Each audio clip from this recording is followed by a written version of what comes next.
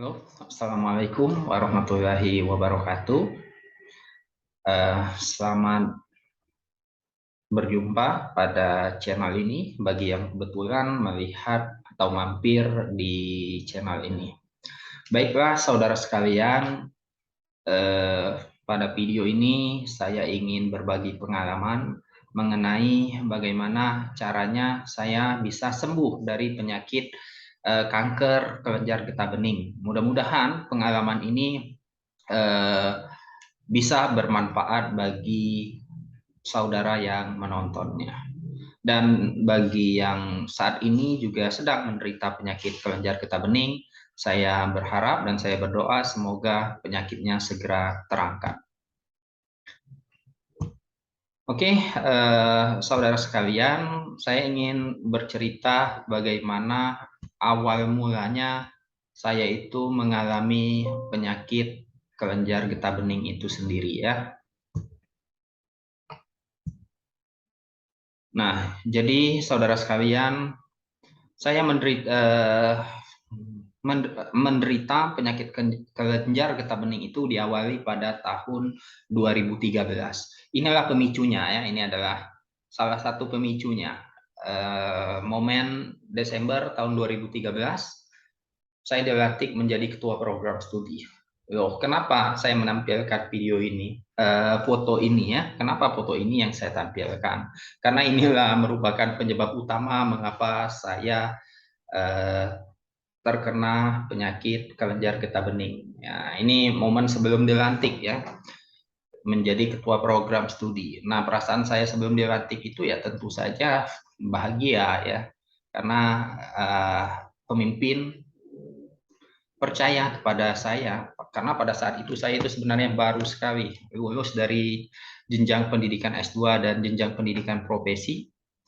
Saya langsung dilantik dan tanpa pengalaman, jadi saya belum pernah punya pengalaman memimpin ya, memimpin sebuah lembaga dengan mahasiswa yang sangat banyak karena program studi kami itu memiliki hampir hampir 1.000 mahasiswa lebih ya.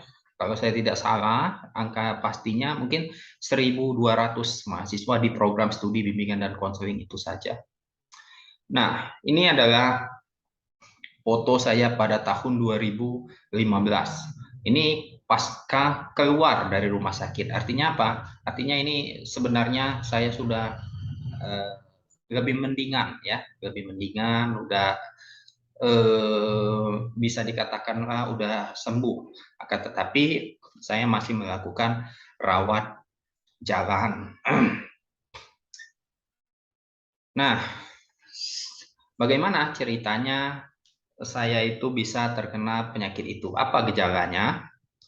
Nah, inilah gejala-gejala yang saya rasakan pada saat saya itu eh, terkena penyakit kelenjar getah bening. Karena pada awalnya saya sama sekali tidak tahu bahwasanya kondisi saya itu sedang terkena penyakit getah bening. Nah, ini gejala yang saya rasakan pada saat itu. Yang pertama itu adalah muncul benjolan kecil ya. Benjolan kecil itu terletak di mana? Dia di sini, di bawah dagu ini ya, dekat leher. Nah, jadi di sini juga masih ada sih bekasnya sekarang. Nah, jadi muncul benjolan kecil di bawah dagu di dekat leher ya. Kemudian ketika benjolan itu muncul, saya mulai sering merasakan demam ya. Demam, kemudian nafsu makan itu menurun ya. Kemudian ketika saya juga berhasil memakan atau mengunyah nasi atau buah, 5 menit sesudahnya saya selalu muntah ya, muntah keluar lagi makanan itu. Dan juga perut ini terasa kembung ya. Selain itu juga perut kembung, kemudian sering sekali keluar keringat secara berlebihan pada saat tidur. Nah, jadi saya saat tidur pada malam hari itu ketika bangun udah basah semua ya kasur-kasur yang saya gunakan itu. Kemudian juga berat badan. Nah, itu berat badan saya turun sangat drastis. Saya itu kalau normal berat badan saya itu sekitar 78 kilo sampai dengan 80 kilo. Nah, pada saat itu karena saya anti juga dengan rumah sakit itu ya. Mengapa saya anti ya? Karena sebelumnya pada saat di sekolah menengah atas di SMA saya pernah dioperasi gitu ya, pernah dioperasi karena sesuatu hal. Dan akhirnya saya untuk ke rumah sakit atau konsultasi dengan dokter itu agak sedikit takut lah. Akhirnya saya menahan kondisi-kondisi yang sudah ada pada diri saya ini. Nah, kemudian saya mudah lelah dan napas sesak ya. Pernah juga saya mengalami pingsan di kamar mandi ya. Ketika saya bangun, ternyata saya itu sudah berada di dalam bak mandi ya. Nah, ternyata eh, proses pingsan saya itu karena napas sesak. Nah, dan kebetulan juga saya itu anak rantau ya, anak kos. Di Palembang itu saya ngekos karena asli saya di kota Pagar Alam. Di Pagar Alam itu dengan Palembang jaraknya sekitar 8 sampai 9 jam lagi. Belum lagi ditambah dengan macetnya ya. Nah, ini kondisi saya yang mulai agak sembuh ini gambarnya ini ya. Nah, kemudian kita lihat itu apa sih yang menyebabkan eh, terkena penyakit getah bening itu.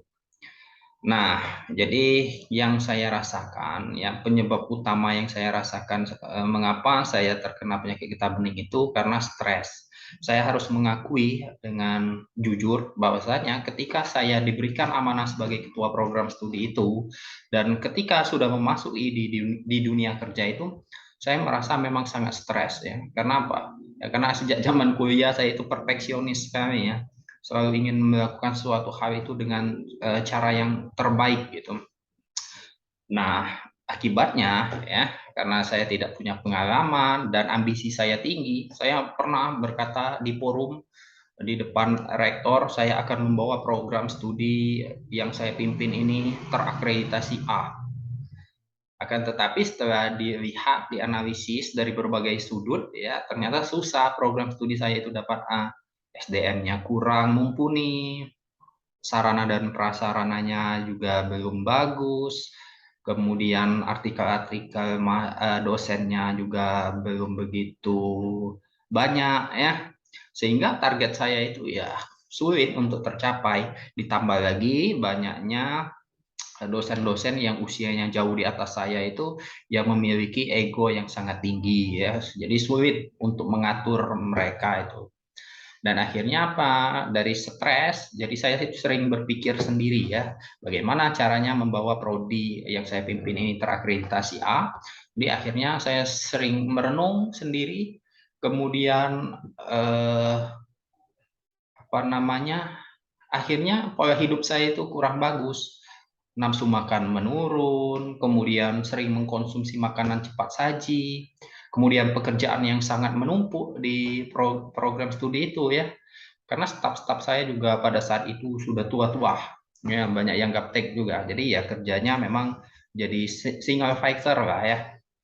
Kemudian juga pemicu lainnya itu ternyata akibat dari pola hidup tidak sehat karena sering mengkonsumsi makanan cepat saji itu, akhirnya saya didiagnosis juga ternyata kurang gizi katanya, kurang gizi dan kurang protein. Nah, itulah penyebab dari munculnya penyakit kelenjar getah bening itu.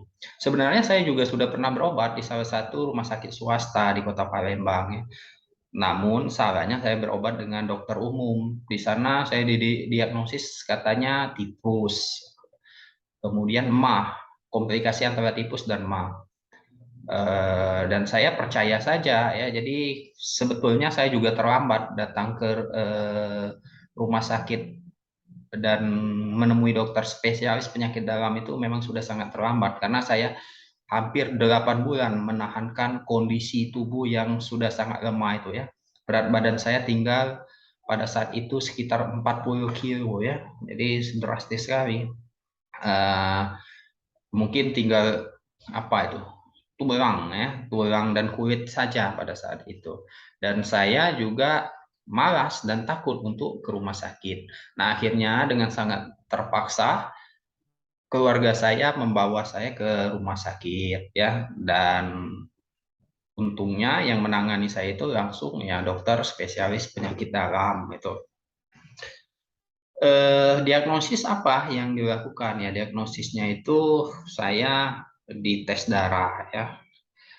Kemudian setelah tes darah itu juga menjalani CT scan dan MRI ya untuk mendeteksi sumber daripada infeksi itu. Jadi sebenarnya ada, kalau yang saya lihat di Halodoc itu ada biopsi juga yang bisa dilakukan. Tapi pada saat itu saya hanya dites darah dan dilakukan CT scan dan MRI ya. Mungkin karena dokter sudah tahu dan yakin bahwasanya saya itu ya mengalami penyakit kelenjar getah bening ini.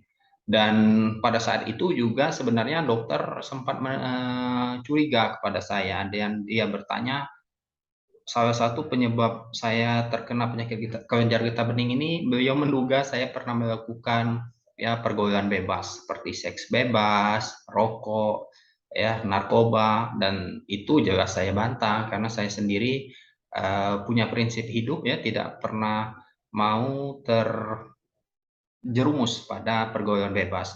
Mengingat saya sendiri adalah dosen dan eh, saya adalah pendidik yang tindakan saya itu pasti akan menjadi teladan bagi mahasiswa saya ya. Dan akhirnya si dokter tersebut percaya dan yakin bahwasanya bukan, saya tidak pernah terjerumus dalam kehidupan bebas itu. Nah itulah eh, kronologis bagaimana saya bisa didiagnosis karena terkena penyakit kelenjar getah bening itu sendiri. Oke, saudara sekalian, mungkin untuk video ini pada batas ini nanti jika ada waktu lagi saya akan membuat video berikutnya ya terkait dengan bagaimana penanganan yang diberikan kepada saya hingga akhirnya saya bisa sembuh seperti sekarang ini. Mungkin itu saja, saudara sekalian, dan sampai jumpa pada video berikutnya. Assalamualaikum warahmatullahi wabarakatuh.